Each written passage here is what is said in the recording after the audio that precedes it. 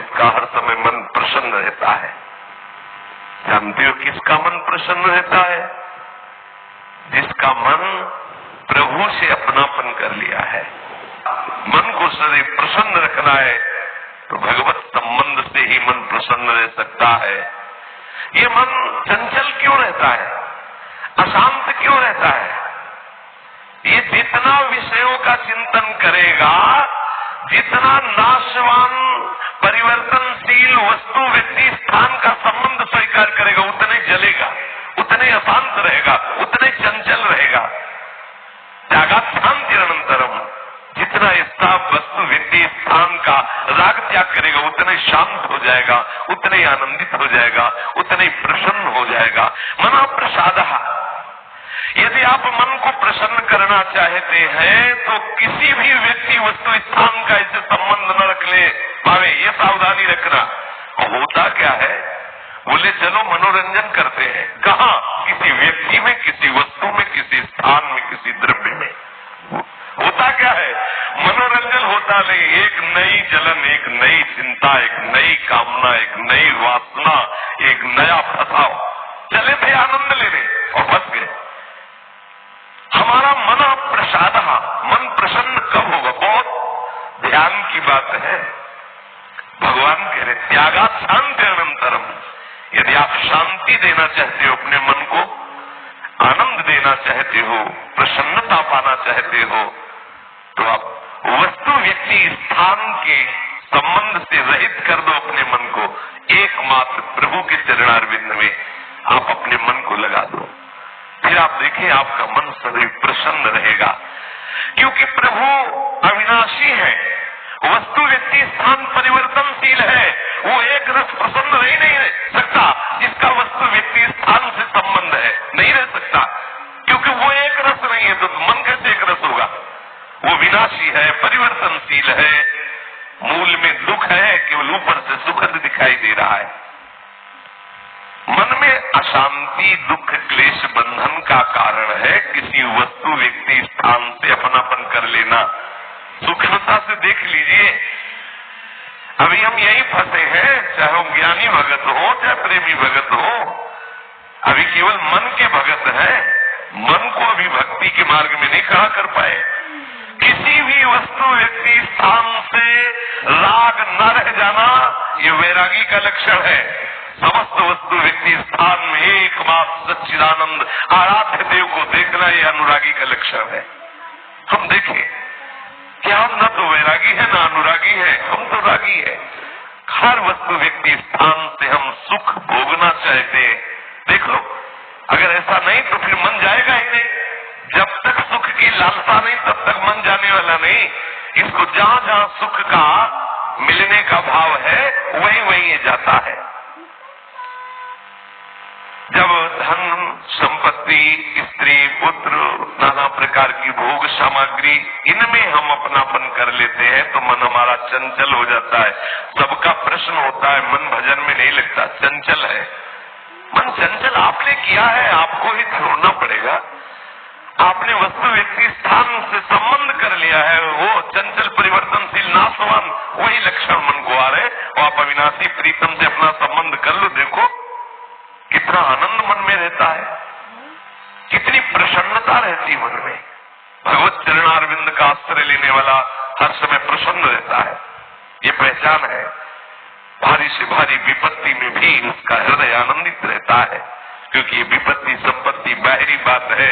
वो जिस आनंद में मगन है वहां न विपत्ति का न संपत्ति का दोनों का प्रवेश नहीं, न हर्ष न शोक का। इसलिए मना प्रसादा, साधक ध्यान दे संतुष्टा केनवा, हर परिस्थिति में मन को प्रसन्न करना सीखे, प्रसन्न रखना सीखे। परिस्थिति में प्रसन्न तभी रह सकते हैं जब भगवत चरणारविंद का आश्रय नहीं। कभी परिस्थितियां किसी को चैन नहीं लेने देती, कभी सहयोग, कभी वियोग, कभी हर्ष, कभी शोक, कभी अनुकूल, कभी प्रतिकूल, कभी मान, कभी अपमान, इसी द्वंद में हम पिसते रहते हैं। तो मन कहाँ प्रसन्नता का अनुभव कर पाता है? मन की प्रसन्नता के लिए सांसारिक वस्तु, व्यक्ति, परिस्थिति, देश काल, घटना आदि को लेकर के हम अपनापन अहम करके उसे न माने। जैसे ये व्यक्ति मेरा है, ये वस्तु मेरी है, ये स्थान मेरा है, ये अमुक अमुक मेरी। अब आपका मन प्रसन्न नहीं रहेगा, जलेगा, अशांत रहेगा। अपने स्वार्थ या अभिमान को लेकर किसी का पक्षपात न करना। यदि आप अपने मन को प्रसन्न रखना चाहते हैं तो अपने स्वार्थ की पूर्ति के लिए या अभिमान की पूर्ति के लिए किसी का पक्ष न लेना। किसी का मंगल करने के लिए, किसी को आनंद प्रदान करने के लिए हम भले सलाह दे दें, लेकिन अपना अहंकार पोषण करने के लिए, अपने स्वार्थ की पूर्ति के लिए हम पक्षपात न लें। नहीं, हमारा मन प्रसन्न नहीं रह पाएगा। मन को सदा दया भाव से युक्त रखे, क्षमा भाव से युक्त रखे। दूसरों को कैसे हम सुख पहुंचावे, ऐसे मननशील बने। सदैव सुख देवे को चाव चित सब सोहित निष्काम। सबको सुख पहुंचाओ लेकिन किसी से सुख पाने की लालसा न हो, मन प्रसन्न रहने लगेगा। मन में जब दूसरों के हित की भावना होती है तो प्रसन्नता का प्रादुर्भाव होता है। और सदैव मन को प्रसन्न रखने के लिए थोड़ा भोजन पाना सीखें, कम बोलना सीखें, कम सोना सीखें और सदैव भगवान नाम जपना सीखें। अखंड प्रसन्नता आ जाएगी। मानते हैं प्रारब्ध के अनुसार शरीर रोगी हो सकता है, परिस्थिति प्रतिकूल आ गई, संसार ने तुम्हारा त्याग कर दिया, लोग निंदा करते हैं, लेकिन आप प्रसन्न रहेंगे क्योंकि आपने बहुत बड़े करुणा निधान आनंद समुद्र प्रभु का आश्रय ले लिया है। उस आश्रय में जो बाधक भाव है उनका त्याग कर दीजिए। अधिक भोजन करने वाला कभी प्रसन्न नहीं रह सकता। और बड़ी विचित्र ये जिभ्या है, ऊब गए भगवान। रोज से पाओ लेकिन रोज नए नए पदार्थ, पेट बढ़ता चला जा रहा है, मांस पेशियां बढ़ती चली जा रही, कब्ज बढ़ती चली जा रही है और जिभ्या खाते खाते बूढ़ी होने जा रही, फिर भी और खाओ और खाओ। पता नहीं कब तक खाओ खाओ खाओ।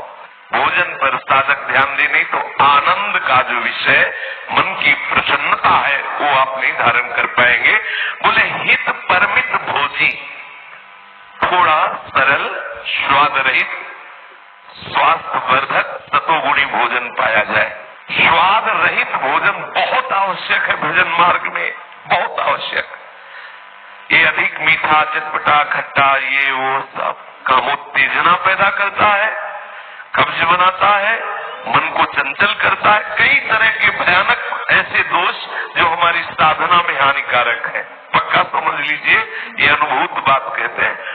भोजन जितना सरस होगा भजन उतने चौपट होगा।